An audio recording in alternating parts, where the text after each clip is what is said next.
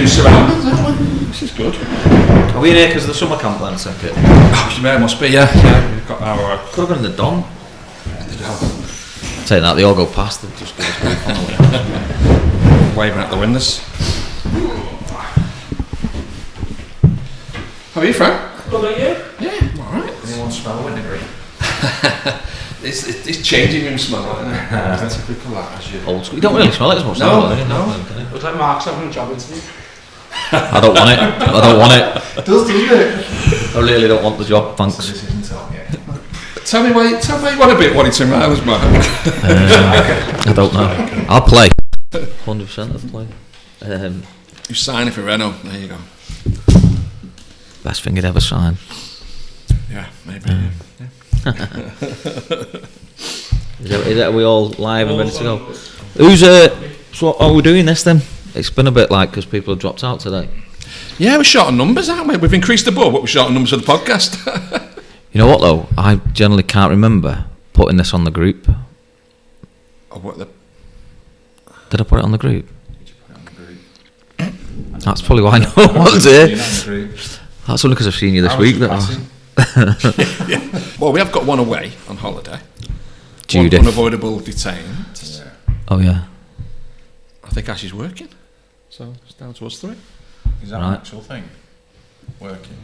This is a big year for us. Yeah. Big year on the pitch, but a massive year for us off the pitch. In that platform, if you can get to the first team here, people see you. Look at Charlie, look at Chris going up. Okay, that's only 2 or 3 years older than me, and they did it for that season on the fringes. Now they're playing regular in the first team. I can do that. They look Yeah. like first team squad players now Yeah. through pre-season. They're respected by the peers, aren't they? And it's good. 100%. Sam coming through from our under 15s, which is a bit of a Fantastic. crazy story Yeah. because I went Yeah. to watch him last year. He stood out straight away, and I think he was only 15 then. So I said to Renault he needs to come in on pre-season with the first team, and he went to pre-season 2-3 times, and Renault phoned me and went, we need to sign him. Yeah. He's decent. Well, all I heard on the first few games of pre-season. How old is he? Yeah.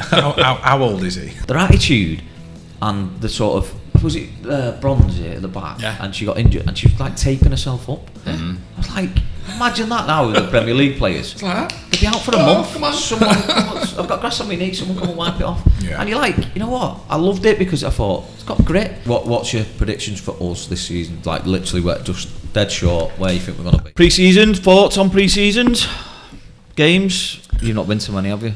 Cheeky sod. I've missed I one. think me and I Loz think. have been to everyone. I've done every one bar one. I think I've done everyone. Just every one bar one. So It's had Me everything, too. hasn't it? well, compared to last season, where we sort of everyone got the hopes up. We battered everyone, didn't we, last pre-season, and everyone got a load of false hopes, I think. But I think we've seen a bit of everything. The change in the squad, different dynamics through different games, different players, coming through, and it's been exciting. Different opposition as well. We had a full range of opposition from Salford to teams a few divisions below us. We've had ball on the ground teams, ball in the air teams, big teams. We've had a mix of everything, and it's been good to see. And there's one thing for sure, like if we were playing rugby union, our pack is definitely bigger this year, isn't it? 100%. Do you think that's a big thing on pre-season? That I think the year before that we'd gone for a lot of academy teams that we played against. Do you think that suited us as a team? But then when it got a bit more physical when we entered the league, we didn't have that strength or that I think it was height or whatever it was in I between them. totally agree with that. There's 2 or 3 games stuck in my mind last year where size was a big problem for us, and we were bullied last year in a few games where we were focused on just ball on the ground, playing football, playing decent football, but we got manhandled, I'd say, like through a few games last season. But that's going to be different. And it wasn't exposed in the pre-season like it could have been. No, because we played, like Mark said, academy teams, and there was a lot of good football being played in the pre-season, which suited us. But we got roughed up a few times last year, but that's. I think that is big. But I also think when you're playing in pre-season, all the pitches have been done, and it's all you're on AstroTurf, and then everything's it's perfect, a big difference in it when you come to like October, November, and you're playing on a dead heavy pitch, and you've got someone who wants to kick you up in the air, or you're like running in mud and it's a lot heavier on the legs and you can't play the pretty football. You've got to come to this you've got to have a different style, haven't you? Yeah. Well, I remember, if we go back, even to the end of the season before, when we got to the playoffs semis with Marine, and they just totally played the opposite football to us. The ball was up in the air on the 4G pitch. Very physical. It was a horrible game to watch, and it was frustrating for us because we knew we could play football, and it was taken away from us. Do you know what I mean? Because teams won't. I think when teams get to know that you're a footballing side, obviously they're probably thinking, well, we can't match it. Not saying us, but like other teams, you can't match them on the deck. Let's turn it into what. And I think sometimes people sacrifice that. Oh, we've got to play lovely football. When sometimes you've just got to do what need. Like we played against Abberton Coles the other day, and I thought that was a great test for them, because like the week before we played. The couple of days before we played Camel Laird, and they tried to play football with us, and obviously it was like different levels or whatever, but we sort of worked them out, and then we kept the ball moving, made them work for it. But then against Colts, they didn't give us that chance to play that, and then we had to go a bit longer, and that's what I was pleased with. And I think there was a few comments after the game that, we don't play like that. I was like, well, that's what we don't do. That's what we don't do, and we don't adapt to. We got found out last season in them few games where we didn't change and play that way, and we've just shown against a really big, strong Coles side, really strong physical side, that we put them up against it too, and it was good to see. Yeah, we battled. But isn't that the good difference between this year pre-season and last year pre-season? We didn't get that variety of team we're playing against, and I think that will stand us in really good stead for the season, because when we go into the league, you're going to get teams that play football, big physical, long ball sides. NPL's physical league, isn't it? It is physical. No matter if you're playing a footballing team or you're playing a physical side, it's all physical. They're all battles. And I think last season our midfield was quite small. When you look at other sides, I think the one that I was amazed with was it Stockton? It might have been Stockton. They were huge. They were a big side, and they could play. They got it down and they played, but they also had that. We'll switch if you want. If you want to football us, we'll turn it a different way, and we'll do it. And I think maybe that's what we've got in the locker this year that we've not had for a long time, where we can kill you down both sides, we can hurt you down the middle, but we can also bang it in there, and we've got a few people that'll win the headers and the flick-ons. So George is massive, but once you took George out of the front line last season, there wasn't really any other height in there. There wasn't any strength or height really there. You were always speed and skill. You're always looking at Scotty or Reegs to get up there and have that attacking threat when we had the balls coming in and stuff. But that's changed now. We've got a few 6-footers, but haven't we now? But I think it'll be for a positive for us, that it'll lead us in good stead, and hopefully prepare us for the season, and we can hopefully hit the ground running there. So highlight of pre-season for me probably was Everton. I know we had a good result against a really good Burnley side who brought a few decent players down. Well, they're all good players, but there was a few in there that were on the brink of speaking to that guy before the game, and had a few lads that had been first team and a few lads that had gone away to Portugal, I think he said, with the first team. So there's a few in there that would obviously their aim out to go through the squads and go into the first team this season. It was a good test. Yeah, it was really good. So I enjoyed it. It was a good game. We played a bit more like us. I think pre-season though, sometimes there's that many changes and trial lists, and it's so hard for lads to get a rhythm and the managers to sort of get a set what they do. And I know it's getting minutes in the legs, and I always find it bizarre when teams win a game in pre-season. You're thinking, well done. Doesn't really mean much, does it? We didn't see much there. Didn't. No. Where Atherton would probably be like my second favourite, and then it was beat by Burnley, because the team, I'd say that started, and the type of football that we played showed what we can do now with these new players, and it probably felt close to that team could start the league for us. Do you know what I mean? And then the bench was really strong against Burnley as well, and we took the lead, we went behind, and then we come back in front again. That showed great character against a really good footballing, well taught side. So it was that was good to see, and I really enjoyed. And the atmosphere here was great as well, wasn't it? It was nice. I liked the Salford game down here. Yeah, Salford was a good game, wasn't it? Always have a good game with Salford. Yeah, but they brought a good strong team down as well. So a footballing team, but they were big and strong as well. A couple of mistakes from us, and it was a game on par, really, wasn't it? There wasn't much in it. But I also thought it was a good test, wasn't it? It showed me. I thought, we've got a team there that can play that way and stand up to a physical side like Salford who play good football as well. I was thought, right, this could be a good season. Like I say, with the variety there with Salford and Burnley, and then Coles, just the different levels of physicality and technique and stuff. We've seen it all.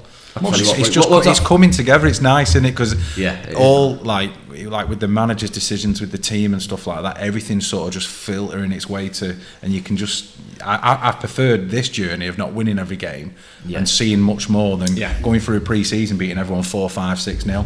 You don't learn anything. No. The most enjoyable pre-season for me was Fulwood. Got that blazing hot day. Remember that? Yeah, it was great. That we lasted 5 minutes in and went and stood in the shade. I don't want to be typical British, but it was too warm. What I liked about that, I made the first choice to go across the other side of the pitch in the shade. We all followed you. You followed, and Mark was last to go. He's like, he's just being stubborn and staying out there. But he lasted 5 minutes, but he had to drink another extra couple of pints to get through it, though, didn't he? Well, they were lovely then, weren't they? Was it? What were they called? Is it Oxton Villa? Oxton Villa. Oxton Villa. I think it's Oxton Villa. Right. Yeah. Like them. We're all wrong. That was that you could tell the lads hadn't played. When it was like first off the beach. I was like, so they're going, what are we doing here? I just don't know why we bothered playing. Just don't turn up. If you want to play like that, let's not get everyone out there to go and watch it. They were begging for water breaks, sun cream, and all sorts. Weren't they? When the sun cream come out, I was like, I'm not even taking this on today. And then I think the low point was Burscough. I was like, I've literally had loads of stuff to do today and I've made sure to come here and none of you got out of bed. It was half one kick off. Yeah, and I think like, just why have we done this? Did it turn up, did we, I think? And it's so frustrating because then you're just going, you just wasted like a Saturday, not us as well, an it is us, but like you've got time there to get yourself in that team and get yourself in the manager's eye. And you're like walking around going, it's just a game, innit? But like fast forward to Tuesday against Burnley and the vocalness you could hear between the players, that shows it's coming together, because when they weren't turning up in the other games, it was all quiet and like no one was really interested. But that felt like an actual proper game against Burnley. All the players were into it. A couple of lads in there were having proper meltdown with a couple of them. We were just still on that. Get yourself back to where we're all at, or you're not going to be here. And you could hear it on the pitch, like you didn't. They're the levels, aren't they? Yeah, exactly. And no one's going to be bang on the same. And you can see on the pitch the players are trying to drag the others. I did make that because you turned around to me and went, "Did you hear that?" And it was one of our midfield guys was absolutely losing it, lost his head. Did he? Yeah. The ball was on the other side of the pitch and he was still going. He was like, "Don't you dare ever do that again! Release that ball!" And that's proper giving it him, and I was like, "That's interesting." Like. You can't knock that. No, it's good. That's exactly what you want to see in players that pushing each other. Standards, don't you? You can't get booked for shouting at your own player, can you? So. No. But when was it Batty and Lasso ended up fighting? Oh yeah, it was Newcastle. That was it. Laboya and someone else, wasn't it? Oh, what was his name now? He used to be a striker for. It's gone. I'm losing my marbles. But I remember. Is it Lasso and someone? I'm sure it was Batty having a fight. Yeah. And then there was another one with Kieran Dyer. Kieran Dyer and Lee Bowyer. Yeah, that was it. Newcastle, wasn't it? Ripped his shirt. Lost it, Lee Bowyer ripped Dyer's shirt. Shearer was in the middle, one he trying to pull him apart. Yeah. That's just like, but obviously you don't want it to go that far. No, but you want. But they both got. It'd have been interesting, wouldn't it? Yeah. You want healthy tension. Maybe not in a friendly at all. Against Burnley, I don't think you need to start fighting each other. But yeah, it was interesting to see it. It's good though. So I think we're Avro tomorrow. Avro away tomorrow. Yeah. Obviously. Decent club. They battered us, didn't they, in a cup game once? Was that the trophy? That trophy. It was 4-0. Yeah, it was 4-0. Like, wow. It was a night game, a Friday night game, wasn't it? Why did we do a Friday night game? I didn't get why we'd done it. But then we went. Loads of locals down who've probably been drinking a little bit, wouldn't it? Maybe we walked into the bar, and I won't tell you the song they were singing, but it wasn't nice about us. And we literally walked up the doors open, and the others went. And it was one of them darts mid-air ones. Like Wild West salute. They were funny, like, they were dead on after that. It was like, oh, thanks for the welcome, guys. And walking, whistling. Yeah, but it was good. It was a good test, wasn't it, that night? Well, they battered us that night, to be fair. We had an absolute shocking display, didn't we? Off day for us. I think that sometimes creeps in, doesn't it? When you're playing a team like in the league below, and you think, we'll just turn up and we'll walk over it. And then you get, that's why you have FA Cup shots. And they're the opposite. They're fired up, let's go and show these division above teams. They had a great little crowd as well, didn't they? They had a good little crowd at the end. All I think they recognised Hunty, didn't they? So once he was getting a load of grief. Yeah. I'm sure he's heard it all before. So going into this season, away, first game of the season is Rush Hall away. That's interesting, that, because they're a team who have just come down from the National League North, so you don't know how those teams are going to react. Are they able to go and regroup and go back up, or as we've seen other teams have gone down like Blythe? Or how team like Blythe. What the squad looks like? Like have they retained a few? Have they let a few go? You don't know, and that's what I was going to do, like predictions on the league this year.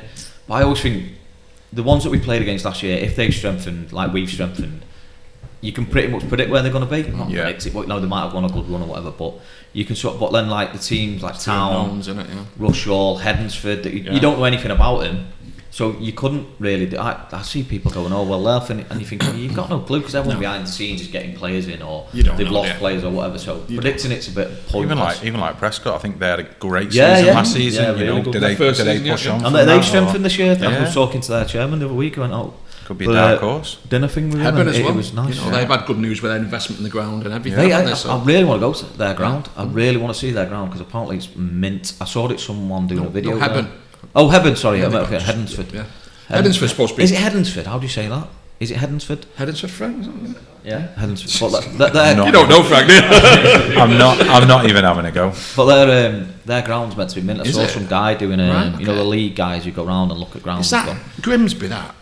No idea. No, that's Cleethorpes, isn't it? Well, their setup is absolutely top draw, like Football League top draw. Okay. So I'm really looking forward to going there.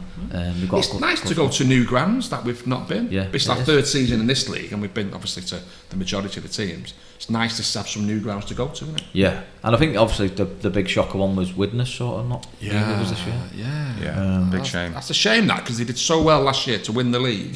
To get up there, and you think, we've played them before. And it was a game I was looking forward to. That it was. It's a shame. And the good guys behind the scenes there. So just shows, doesn't it, how close it can get sometime, and I think in the sort of the climate that we're in, I don't know if it'll be like. I think is it Morecambe are meant to be going there? They've had the 12 o'clock deadline. They've been suspended, haven't they? And they reckon they're going out of business today because the insurance is running out. All the players are leaving. Yes, it's just seems as though there for the grace of God. Shows, doesn't it? Everyone giving it the big and all that. But it also shows expectations on people from fans. You're trying to keep up with the local teams that might be in your area. It just shows if you don't keep a grip on things, how easy it can slip. Like Blythe last year, there's mass come out of it. Widnes. It's cutthroat, isn't it? It is, and I also think there's a big Sheffield Wednesday now as well. There's a big sort of thing on. I get but I also think there's a bit of on our level. There's a bit of a problem with that player wages aren't in reality with what's going on in the outside world. I don't see. Cost of living's going up, everything's going up, our bills are going up, the day-to-day running of a football club keeps going up and up and up and up. But that seems to be going, the bills are going up, but your wages are going up, and then you're trying to get players, and it's like that, in a normal world, that wouldn't happen if you were a company. Nothing levels out doing that, does it? All the no. companies that we're all part of and stuff, well, your wages don't go anywhere. At work haven't gone up that fast. And you just think, you're talking to players that are good players or whatever, but the demands on it, which are found this season just to be worse than ever for some reason. The demands are sat there, and you know what? You always get clubs that are obviously paying big money because they've got big investors, big backers, and that distorts it. Yeah. But then the rest of us that are just average payers sit around the sort of same brackets. There's quite a lot of us in that bracket, I'd say, and even we're all going, what is going on here? I've had really good chats with a lot of clubs and the owners and chairmen and stuff, and they're all saying the same. Like this year, and a lot of clubs are now contracting the players because it is that cutthroat of players in and out and moving them around, so it gets a bit. It's that sort of element that sort of decides the majority of the league as well, because you always know which ones with the backing who are just going to be pushing straight to get out of the league, and the ones that are going to struggle, instantly and come down. And then you get your solid packing and you're fighting. You're fighting, and you get. But that for me is where the interesting thing is. That's where the interesting football is played, because you always get the one like last season, Mac. Storm the league, always going to be expected, and then below that was what was happening for everybody else, wasn't it? And that's what you want to. That's the mix you want to be in. Yeah, but I think it's a really competitive league, though. Anyway, because look at last year where we had a poor start, and then we got on a really good run and started to rise up the league pretty quickly. We didn't. But we didn't move from weeks. We kept on winning. It was like, everyone else was winning around us. We just kept on staying the same way. Because of that false start. But there was times that games were like, oh, we're winning with 2 and you're looking at the league and it's like we jumped up 4 places and someone scores and we jump back down 4 places. It was like a yo-yo, wasn't it? But because everyone was quite competitive around us, like you say, we're winning, everyone else is winning. There was a group of 10 there. Yeah, it was like moving up and down together. There was nothing between it, wasn't there? Nothing bad. I think it's good to watch because it is very competitive, and I think Mac 100% we're going to fly for that league, but they took 2 years to do it. Yeah. So it's not guaranteed. It's not guaranteed. I don't think money guarantees you it. It helps. It obviously helps, but it doesn't guarantee it.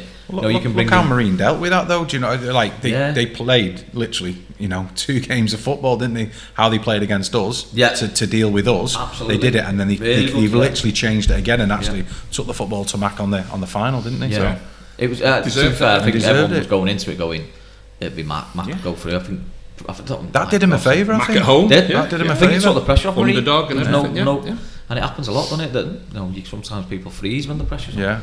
I don't think Mac froze, but I think it massively benefited Marine to go into that final going, we've got nothing to lose. No one expects us to win it. We're just going to go and do it. And to be fair, they sustained it, didn't they?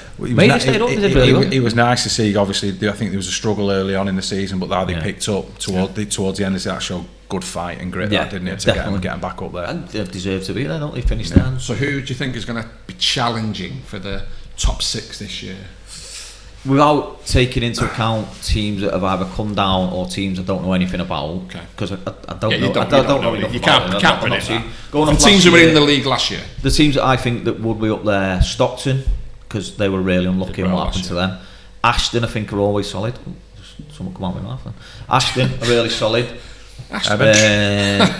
Heaven, like towards the end of the season, I don't know if they just went, we're not going to get playoffs, let's minute, because I think we did that a bit as well. Pedal. Yeah. Who else was in and around it? So I'm trying to go back to it. Gainsborough had a good run. Gainsborough good. They were hampered by the cup run, weren't they? I think. Works on gone. Of course they did, yeah. Yeah, they were up.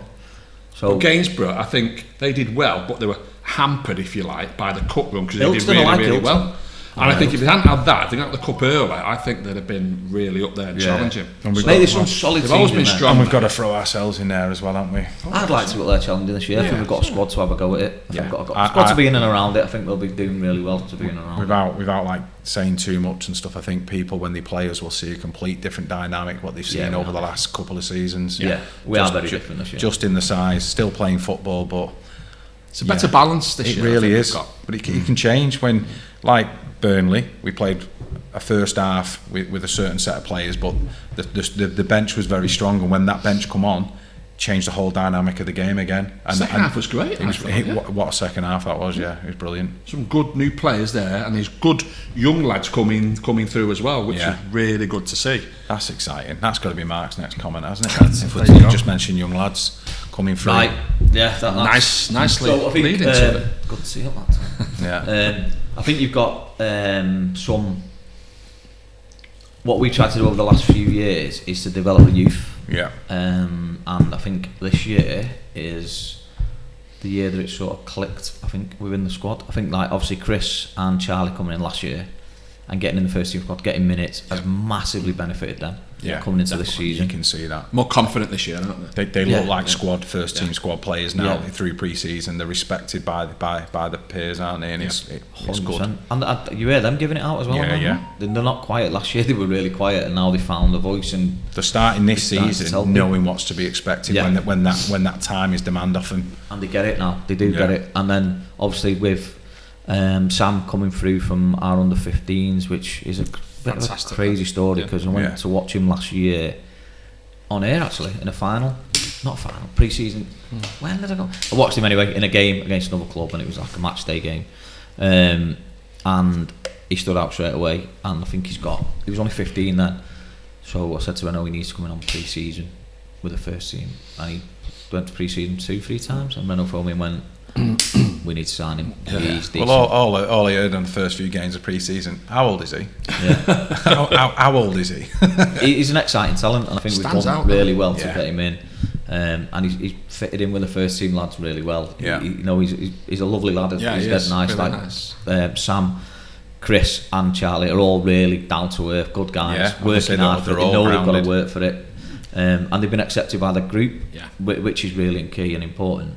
But I actually loved it in pre-season, seeing these lads going.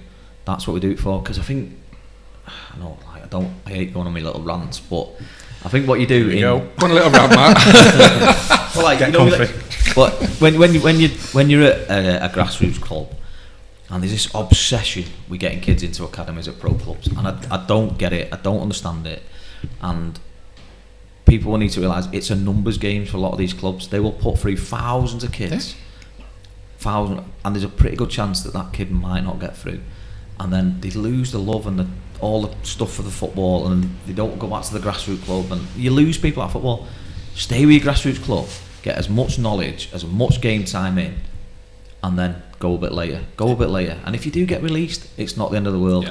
Proven what we've done as a club of the Adamas, Cal Dolan, Kane Drummond, Elliot Nevitt, all lads that had fell out of that system, fell out of academies, fell out of love with football. Love with it, yeah. Alex Guanya's with us now. Yeah, it's the same. He's Chelsea youth. Yeah. And won. I'm sure he won the FA Youth Cup. I'm pretty sure he's part of that squad.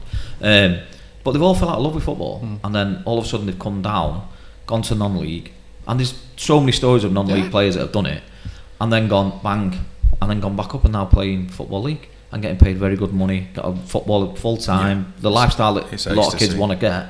But there's this like complete myth in junior football that, and people going, oh well, if you come to my club you get scouted.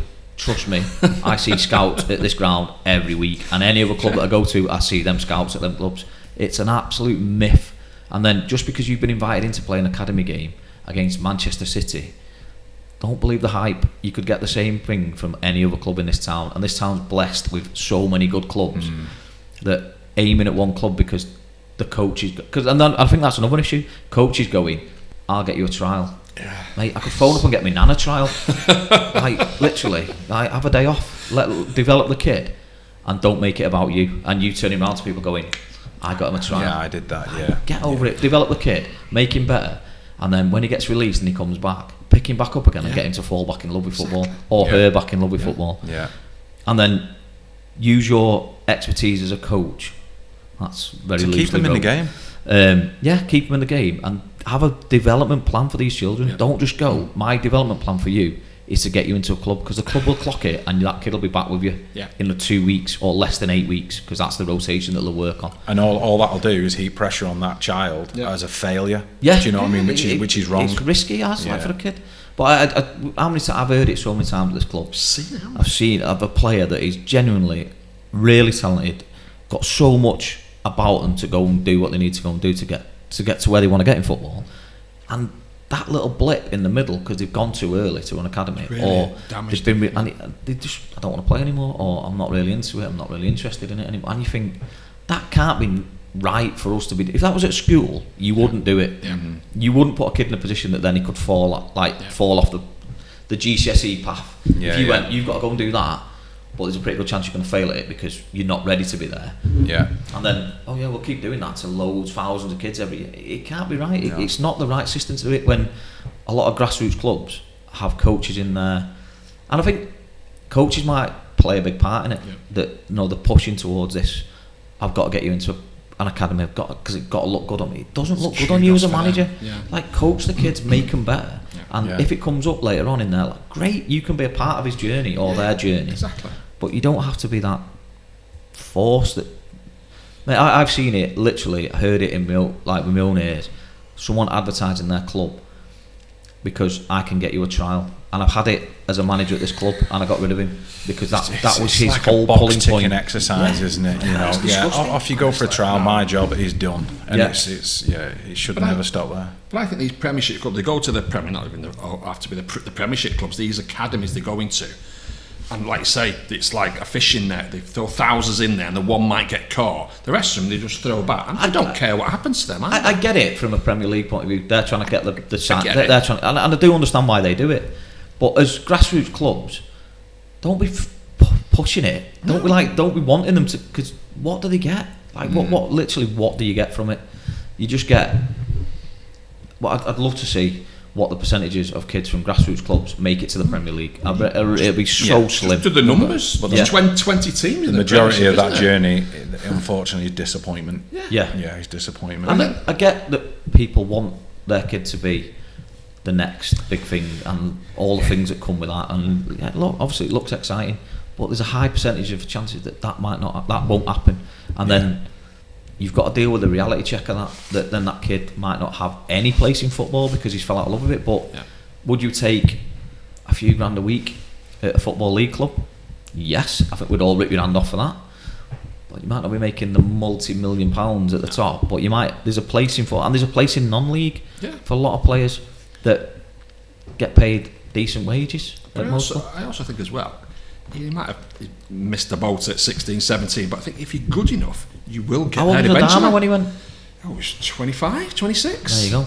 So it's not. How old was Jamie Vardy when he got? I was going to say Jamie Vardy was. Go all the way back to Ian Wright. There's been loads. I think I saw something the other day actually. A load of people have been picked up from non-league. If you're good enough, you will get there. But I just think as a club, where we are and what we do, so we have the youth system, then we go into an academy, a reserves, a centre of excellence. We've got the first team.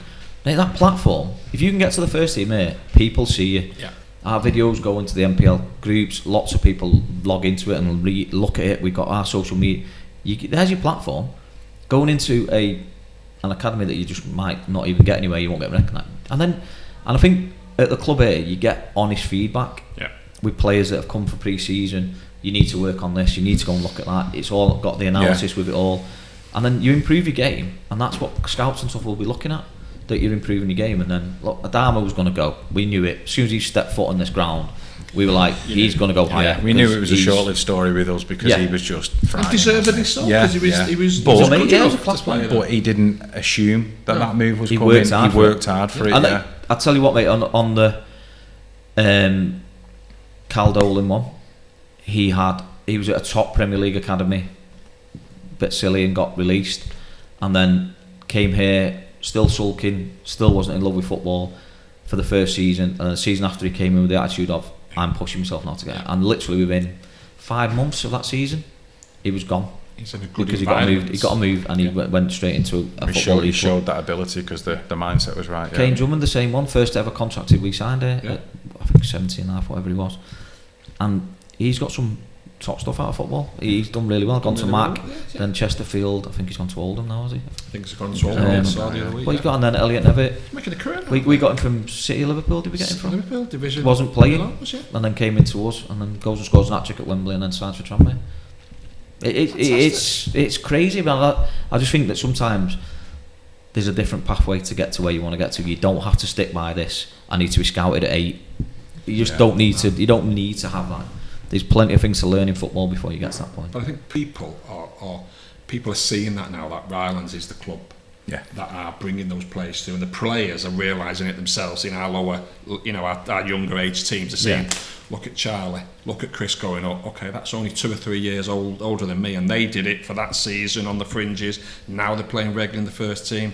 I can do that. Yeah, and we're seeing players coming into the club, joining teams. That attitude is being seen in the younger stages now, in the development side now, going they're getting picked for the first team, and it's not just 1, it's 2, it's 3, it's 4, and it's a genuine player pathway, and it's not the myth and the sales pitch. We do it because that's what we're about, that's what we want to do. We want to encourage young kids to come into this club, to learn, to get to where they want to get to, and we will help them on that journey. Listen, not promising that you'll get there, no one can promise you that, but if you work at it. But the other side of it as well, it's not just about on the pitch, it's the attitude off the pitch, where there was a couple of kids last year that potentially could be it, but their attitude of it was just all wrong, and I was like, I'm not wasting my time with that. If you don't want to commit and there's sacrifices to be made to get to that first team, listen, it's not Man United, but it's just, you've still got to make a commitment to it. You've got to put your effort in yourself. The attitude of some of the young lads that we've got, we had a charity tournament here, didn't we? And they didn't have to be here.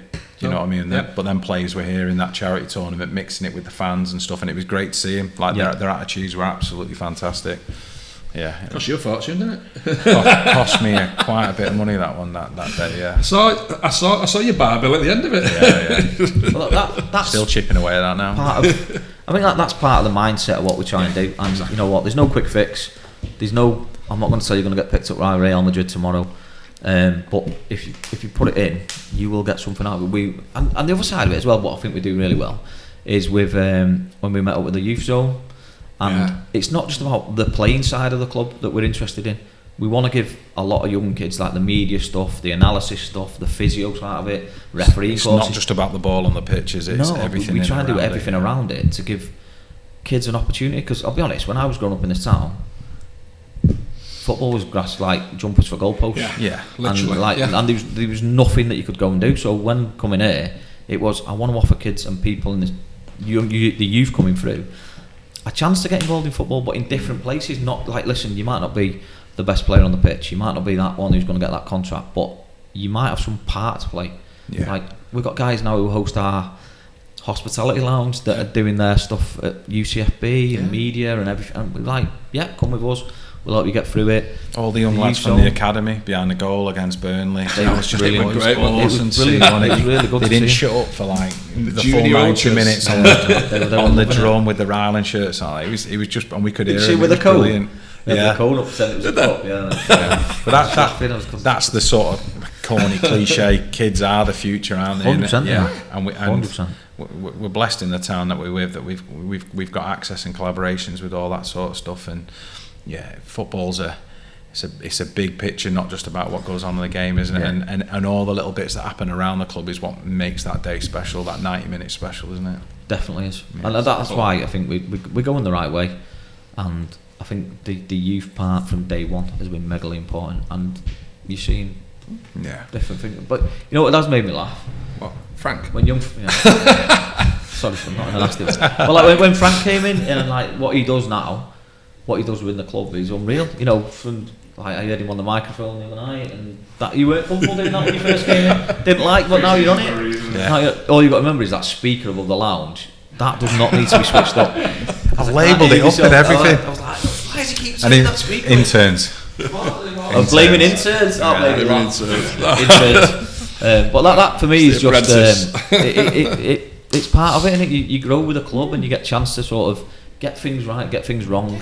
No one's going to be all over you. You get to learn the way we want to do it. You know, look, the podcast's sort of grown on it over time, with new cameras and weird stuff around it, and it's about on, off, every part of the club. And then what made me laugh the other day is when I said the coach that we've got going to Russell, and you went, all the little ultras are coming on it. Yeah. I was like, I'll get on the other one then. Yeah, I'll take an Uber. Put that drum underneath so they can't set the drum on the coach. There's only one coach, I didn't tell you that, did I?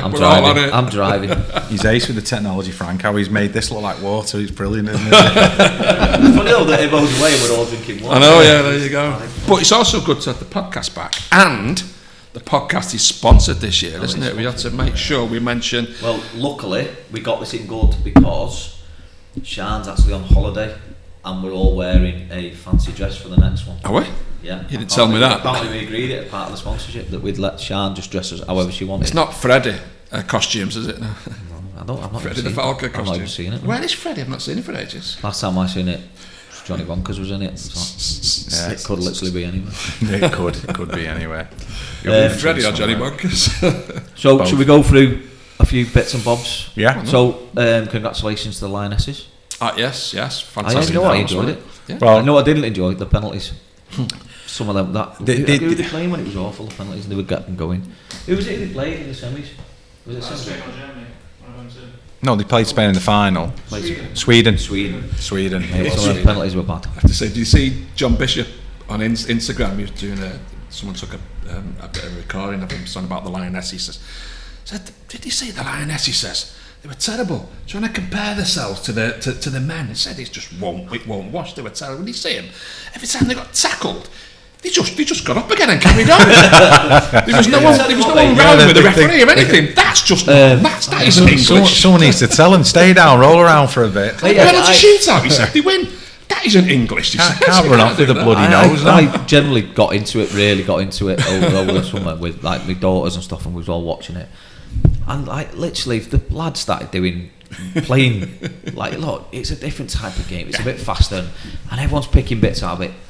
It's not the same. It's football, but it's different pace and all the rest of it, but their attitude and the sort of, was it Bronze here at the back, and she got injured and she was like taping herself up. I was like, imagine that now with the Premier League players. It's like that. They'd be out for a month. Come on. Someone, I've got grass on my knee, someone come and wipe it off. And you're like, you know what, I loved it because I thought it's got grit, it's got everything that football used to have in the Premier League. And I think the Lionesses had to really get stuck in on that one, because I'll be honest, I thought Spain were gonna walk it, because they're an amazing like football side, but they, you know, the Lionesses took the game to him and put. Well, they did what we were on about before, what Marine did to us, and that sort of thing. But yeah, they made it really uncomfortable for every game they played, from Sweden game, the Swedish game. I watched them against when they played France early on. I think that was in the group bit, and I thought France were very good that night. But then they came back and got a goal, and I was thinking they're gonna get a draw there. Because they were throwing everything at him.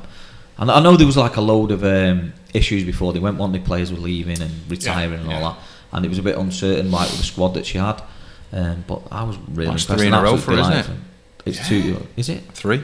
It's 3. She's won 3. She did it with Sweden. Sweden won it. Sweden, and then 2 with England. She's won 3 back to back. Really good. And she managed the men's too. I know, yeah. Please. But yeah, I really enjoyed it. I thought it was really good, and another positive. Yeah. Just for football in the whole, and for like, you know, everything we're doing with the ladies team here at Rylands, that'll only encourage you know, the local communities to go, I'm going to give it a go, and we encourage that. We want them. It's like when everyone gets the rackets out when Wimbledon's on it. Everyone can play tennis. But I just think what they've done is fantastic, and I think the investment into girls football and from the FA and the foundations and stuff, it's totally showing what it's like. It's deserving that exposure, that growth, and it's great. It's great to see. And it was a record attendance again throughout the whole tournament as well. So that only built. It's only going to get bigger, I think, as well. Of course, people are going to grow and grow and grow. Yeah. The amount of people who went to see them in London wanted to parade the trophy. I think last time it was 6,000. Now it was 60 odd thousand. Yeah. So it just captured everyone's imagination there. So I think it's. Is it the captain Williamson? Like she obviously like plays abroad now, and is it Mary Herbst, the old keeper? She's at Paris Saint-Germain now. So, and that is great seeing that transferring now going on. Because a few years ago that had never happened. Just never have happened. I think like Jill Scott being on the State Football and all that.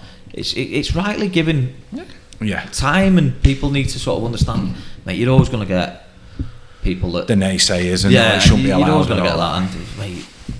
Off. There's not to like about that. But then what makes you laugh is though, like, I just look at it and go, well, I don't listen to other people in football about my team, or you know, so you just take it as. And I think sometimes that some people get offended by it and try too hard to try and correct it. And it's like, just let them have the moment. Football is a family community thing. It's for everybody. Enjoy it. You know, do your bit. Thousands of girls playing football, having exercise, getting fit. What's wrong with that? How's it about? It's just the people. It's always a small minority that make the negative thing on it, and that's the stuff that gets the press and stuff, isn't it? But I think everyone we speak to are all, you know, we're all for it, supporting of it, and we'll watch it and stuff. And I think someone made a point of it. The negativity is it's men saying this about ladies football, and I think I've seen some posts on like LinkedIn, social media or whatnot, and some of the people, some of the women around like ladies football and stuff, they were saying, you know, we need more women to get involved and watch it, you know, because I watched it with my wife and 2 daughters and stuff like that, and it just, more women need to be watching it, and that encouragement then will obviously grow throughout the sport as well. Yeah, the more backing the better. Brilliant to see. Any other subjects that we want to discuss over the summer? It's just excited now, ready to start the season. It's not felt like we've had a break though. Well, we did. Did the boxing. Boxing was amazing. Yeah, it was a top night that as well. Really enjoyed that. And the season award. We had the charity football. Festival. Lots of things going on. It's flown past, doesn't it? It's dragged. It seems ages ago since we ended the season, but then it doesn't. You think, wow. Yeah, last Saturday off, innit? But we're at Averill. Are you going tomorrow? I'm not going tomorrow. No. It's just me and the Prince who are going tomorrow. The Prince tomorrow. Is Ash maybe Ash's? Is Ash going? Oh yeah, Ash said he might be going. I think Ash said he was driving. I think. Did he? Yeah, I'm sure he said he was driving. I think we've got a good team, excited to go.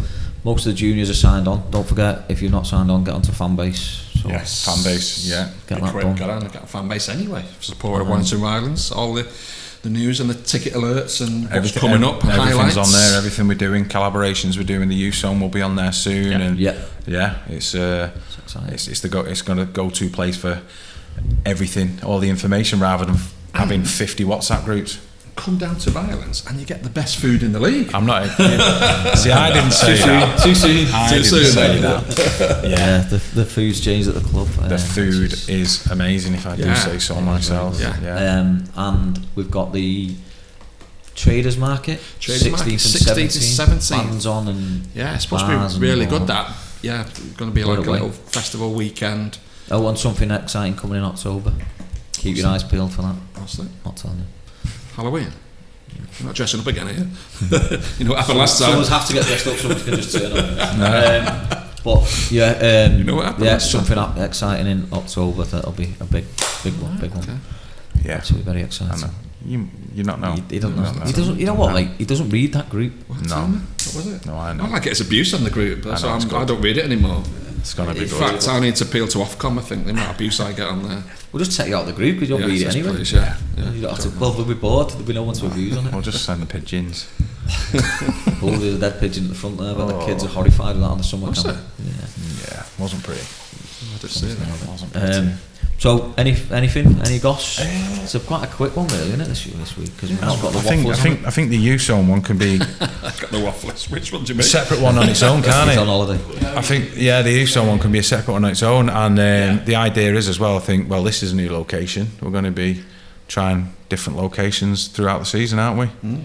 Yeah, mixing it up a bit, getting different people on. Podcast on tour. Is that what you said? Podcast on tour. We should do that. Can we go like to Italy or places like that? No. I'll do so. Can we up the sponsorship with Snowdrop? There you go. We want to. I shall. Mum wants a bungalow. And the new club shop's out. Oh yes. Yeah. So get your new range of gear. Stuff on there. Yeah. Some good stuff on there. It is very top quality stuff on there. Top quality stuff. I like the pub team from Harford t-shirt. I think I might go and get one of those. That's brilliant. We don't do that big. We don't do it. It's just nasty. Just nasty. See what I mean? There you go. You can't help yourself, can you? No. Yeah, strong start to the season. I think that's within us. What's your predictions for us this season? Like literally, we're just dead short. Where you think we're going to be? I just want to start strong, solid, like the team spirit, because last season was just a shock for everybody. Mm-hmm. I think the way we started, and it wasn't nice to see.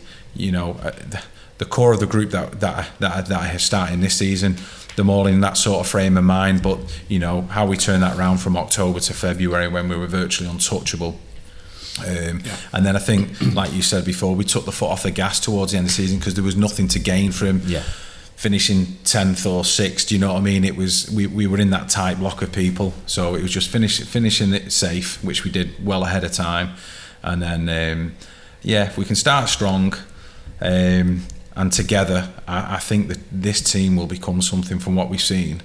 And I am genuinely excited. And having gone through that false hope of last season, it's the hope that kills my you. hopes are more controlled. And listen, are we gonna just race to the top and absolutely storm the league and blow everyone apart? I don't think anybody will do that this season. But I think we are in with a good chance of deservedly being up there from what we've seen and what we've got. You know what I mean? We were defensively really good last season. Where we were short was on the goal scoring side.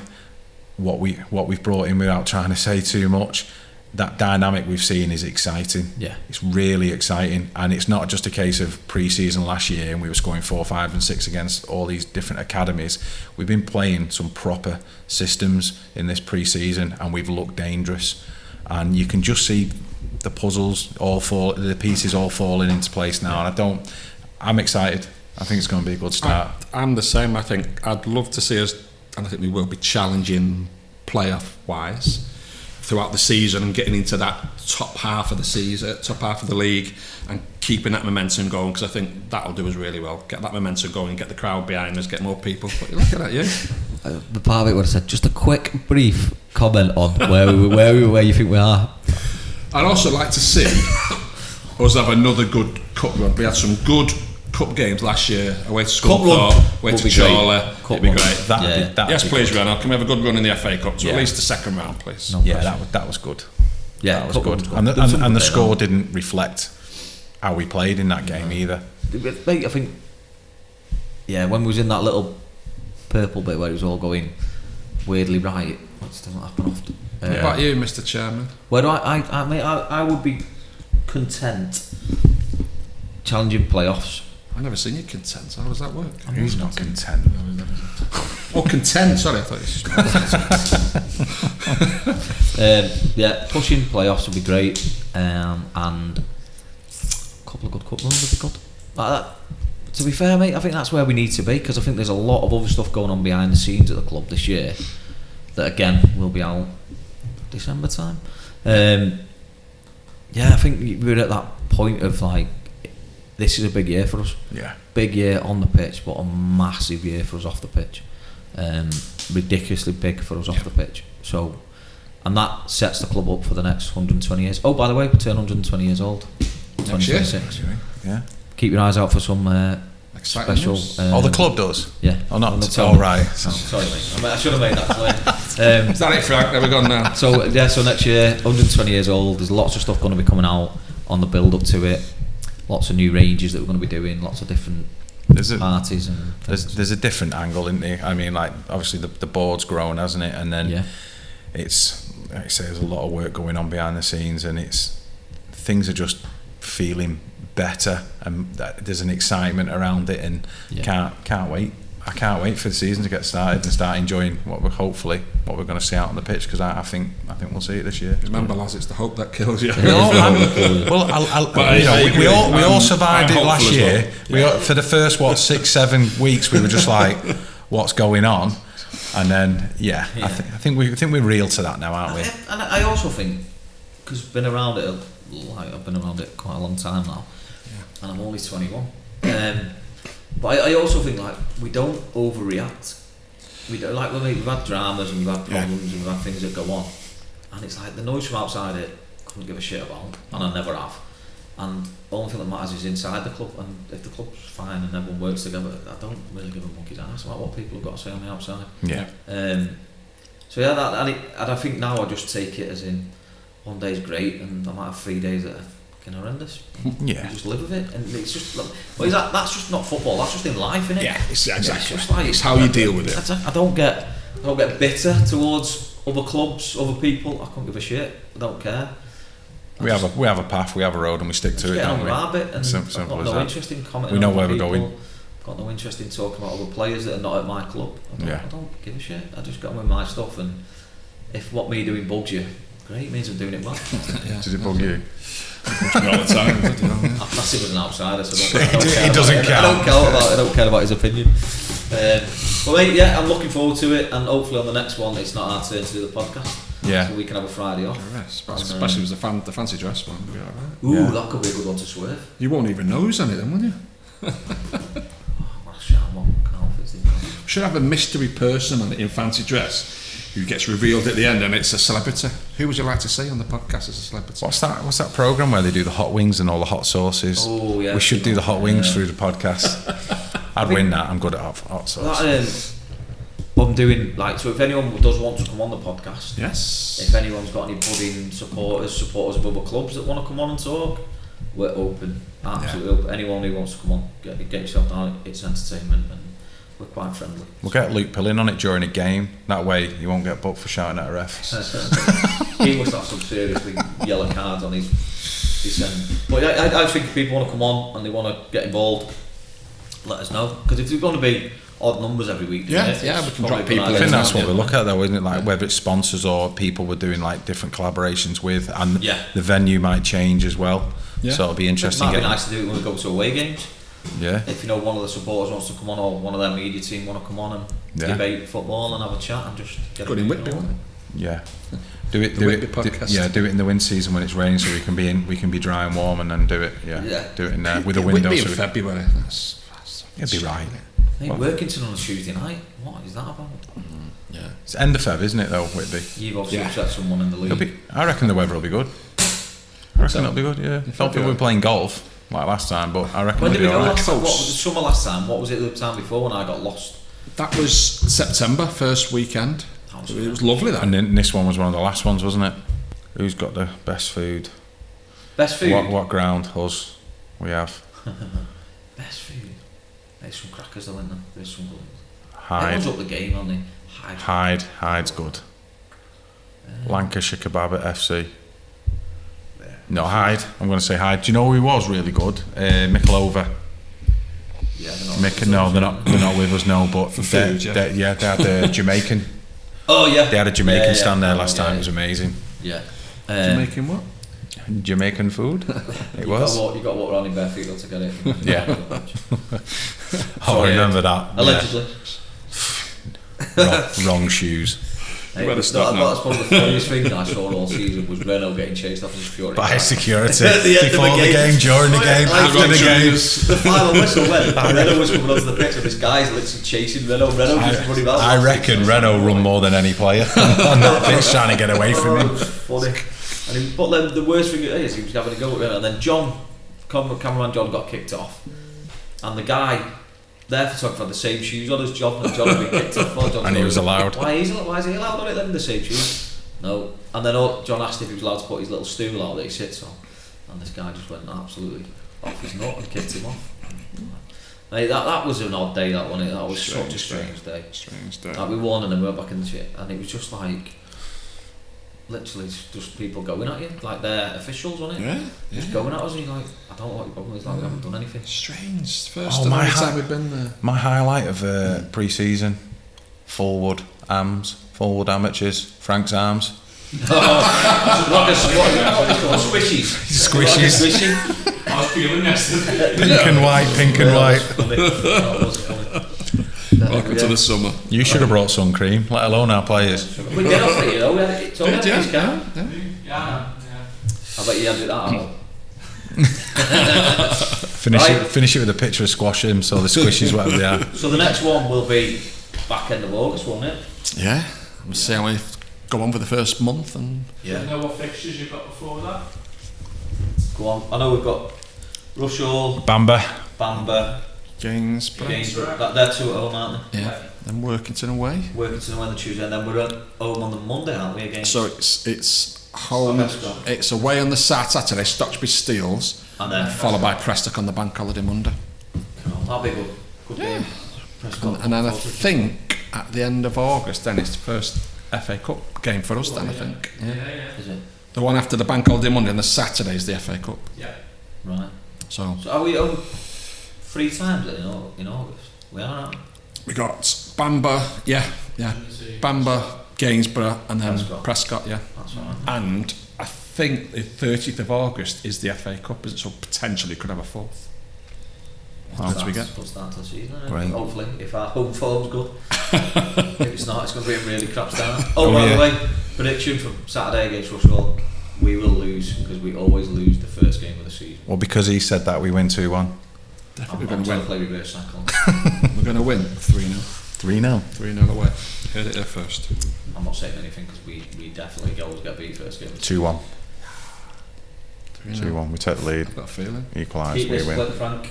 Yeah. There you go. And because when you were doing the score predictions, I was actually doing really well. Do you remember? Yeah, you were. Yeah. For about 3 weeks running. I predicted winners all the way through. Yeah. I just give up on it because I was doing well. That's why I give up. Well, there was a bit of that Lodge was winning us all right. I just won't count anymore. I'm not bothered. No, I'm not winning. I'm not playing. A take from this podcast will be coming in here again, Frank. Yeah. What do you want to do? No, I'm just on about like bring an air freshener and ask Clive Smith to take his socks home with him next time because I think they're here. It stinks. Looking alright, though, still, aren't they? Yeah. Still looking alright, aren't they? They're alright. A bit more. Maybe a bit TLC, aren't they? Should perhaps put the shirts up, shouldn't we, for the podcast? I don't know where the shirts are. The kitman's got them. We've got new kitmen, haven't we, as well? Yes, Tony. Got a new physio, I think. New food, new sound, new physio, new kit. It's all happening. Get yourself down. Brilliant, isn't it? Yeah. What a way to end. And I didn't count the vote on the new beer for the bar for the No, you did. supporters. No, because it wasn't what I wanted. So yeah, I know. Did Moretti win? No. Yeah, he did. Yeah, it was Moretti. It was Crocampo, wasn't he? Because I wanted Peroni. And no one think I had to get Rach to vote for it, and that was the only vote. Yeah, Moretti won. Moretti won by 1. Did it? By 1, and there was that was like the biggest vote. The biggest interactive vote was on the beer. Apparently, Peroni won by 48 votes. Yeah, and I think that was because someone chose Cruzcampo, which obviously that was Greeny, that. But it was I think Mike White was on that and all that. But that's because it's Spanish. But I'm thinking because the Madri and the Cruzcampo. Well, let's have a Spanish Italian. Mix it up, but I'd go with yours though as well. I don't drink lager to be fair, so I'm not really affected. Yeah. But I don't really drink anymore. I've gone live the life. Hey, give him a few weeks into the season. Put that beer down. It is the football that drives you to it. So. Be diving in a barrel of ale 3 weeks in. Don't talk to me. Go for his little walk around the ground, you know. Yeah. A few times this year, I'll go for a walk. With 6 cans and sitting in the corner. I'm alright with it, but I tell you, sometimes when people just get on your bloody nerves, I don't come out on a Saturday to listen to people just waffle shit at me. I just go, I'm off. Where do you normally go? Come here. Just lock myself in this room on my own. But anyway, I love going to games, and it is like sort of your hobby in it, and something that we all enjoy and we all do. But sometimes you go places and you just, I don't know what it is, sometimes you're attracted in right dickhead. Yeah. And you just sit there and you're going, it's good to see you getting on now. Yeah, it's good. Have you noticed that we don't sit anywhere near No, we don't. We just try and separation. We just nod at each other, like, and then just leave each other for the day. And then later on, you go, "Oh, you didn't fucking do that. You didn't do that." But yeah, we are like a bit of a married couple nowadays. I know it's getting a bit weird. It's definitely weird. But yeah, I think some games you just go, I don't want to be around this today. I just want to go be on my own. Yeah. Bit sad. We are. Yeah. Edit this down to 4 minutes.